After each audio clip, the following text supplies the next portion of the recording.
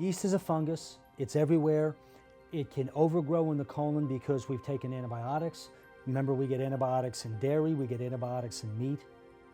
A hormone imbalance can change the biochemistry in the colon to foster yeast growth so that the yeast overgrows and grows out of proportion to the normal bacteria in the colon. If they have that, then the yeast continues to grow and they develop a host of gastrointestinal problems like bloating and belching and gas and indigestion and gastroesophageal reflux.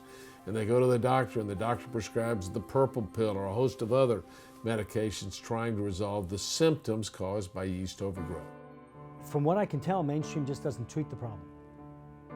Mainstream doctors don't believe in yeast overgrowth in the colon. They don't believe that it's a problem.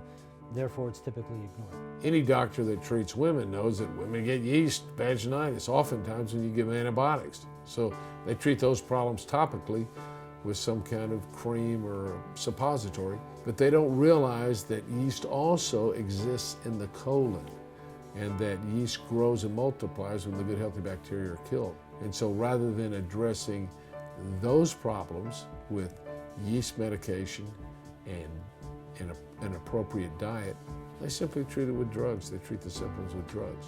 It's very simple. Put our guests on a yeast-free eating program. Well, you eliminate anything that has sugar. Yeast grows on sugar. You remember when you used to make homemade bread and you wanted the dough to rise, you get out the Fleischmann's yeast, and sprinkle it in water. If you wanted to get it to activate, you sprinkle sugar in it, it foams up. Well, that's what happens when people eat content of high starches and high sugar content products. The yeast grows.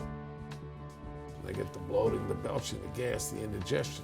So you've got to eliminate that. So you put them on a high protein, high vegetable eating program. You eliminate the sugars. So you eliminate fruits for a period of several weeks. You eliminate all bread products for a month and all desserts and anything with sugar in it. And then you take medication that kills yeast in the colon. And oftentimes you have to give some medication that kills yeast systemically as well.